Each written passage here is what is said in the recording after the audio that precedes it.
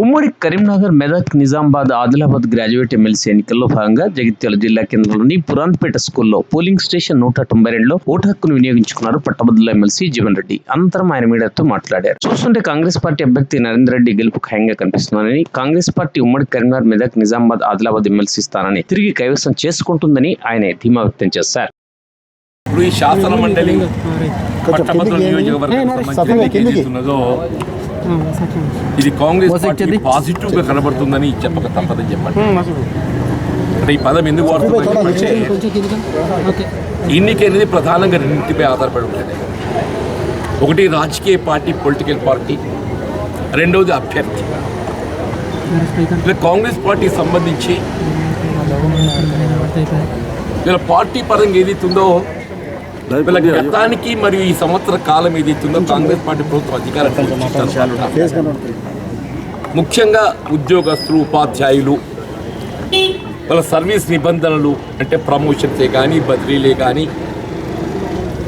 ఇవన్నీ కూడా ఏదైతుందో పరిష్కరింపచేయటం, 371 జీవో పట్ల ఏదైతుందో కొంతవరకు సమస్య పరిష్కరింపజేయబడే విధంగా ప్రభుత్వ చర్యలు చేపట్టడము, నిరుద్యోగ యువతకు సంబంధించి కూడా ఏదైతుందో గత దశాబ్ద కాలంలో ఏదైతే తెలంగాణ రాష్ట్ర ఏర్పాటు ఉద్యమ ఆకాంక్షలు నెరవేర్చుకోలేకపోయామో ఈ సంవత్సర కాలంలో 56,000 ఉద్యోగాల భర్తీ అనేది అవుతుందో నిరుద్యోగ యువతలో ఒక విధమైనటువంటి ఒక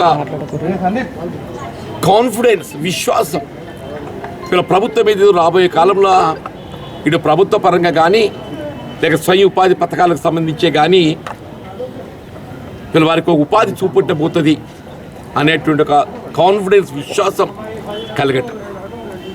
దానితో అభ్యర్థి పరంగా కూడా వీళ్ళ నరేందర్ రెడ్డి గారు అంటే ఆల్ ఫోర్స్ అధినేత, ఒక విద్యావేత్త, వీళ్ళ వారికి ఉన్నటువంటి ఒక అనుభవం ఏదైతుందో బేసిక్గా నిరుద్యోగ యువత ఏం కావాలి, ఉద్యోగ అర్హతకు కావాల్సినటువంటి ఒక విద్యా అర్హతను కల్పింపచేయటం. ఆయన ఇవాళ ఏదైతుందో ఆయన గత దశాబ్దాల కాలంలో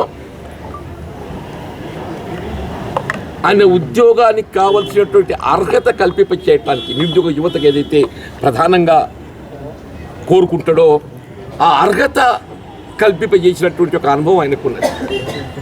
దాంతో ఆయన పట్ల ఓటర్ పాజిటివ్ కనబడుతుంది. అంటే రెండు రకాల కూడా పార్టీ పరంగా కానీ అభ్యర్థి పరంగా కానీ రెండు రకాల కూడా ఓటర్ కాంగ్రెస్ పార్టీ అభ్యర్థిత్వం పట్ల సానుకూలంగా పాజిటివ్ కనబడుతుందని చెప్పక తప్పదని చెప్పండి. ఇవాళ ప్రత్యర్థి పోటీలు ఉన్నాయి. ఉదాహరణకు భారతీయ జనతా పార్టీ ఉంది. Ideologically they have got certain ideology.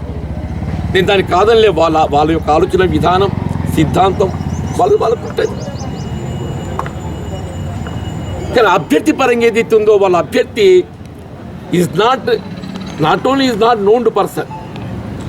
Narender Reddy గారితో పోలిస్తే ఏదైతుందో భారతీయ జనతా పార్టీ ప్రతిపాదించిన అభ్యర్థి అంజిరెడ్డి గారు ఏదైతుందో సరే ఆయన ఒక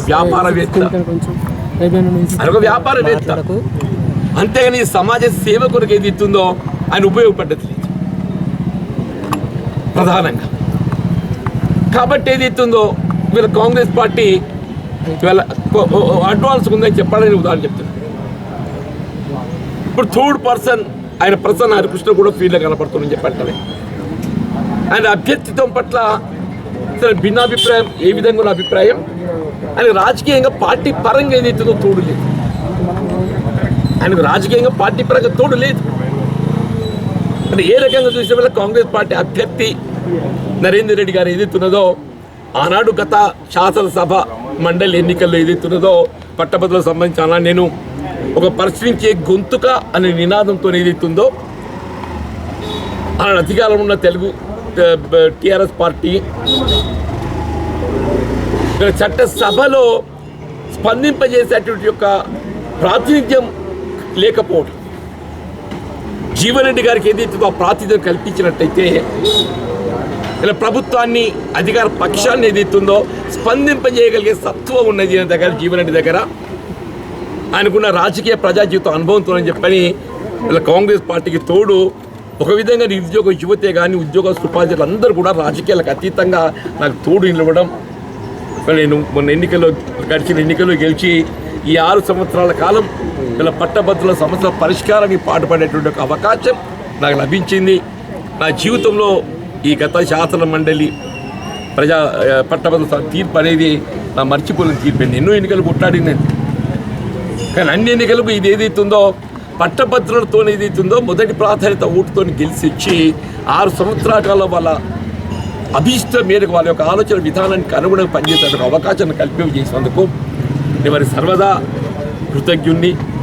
వీళ్ళ భవిష్యత్తులో వీళ్ళ కాంగ్రెస్ పార్టీ ఆలోచన విధానంతో ముందుకు పోతున్నాం. అందులో బాగా నరేంద్ర రెడ్డి గారి యొక్క అభ్యర్థిత్వం నేను అటు ఒక విధంగా మొన్న కూడా చెప్పాను.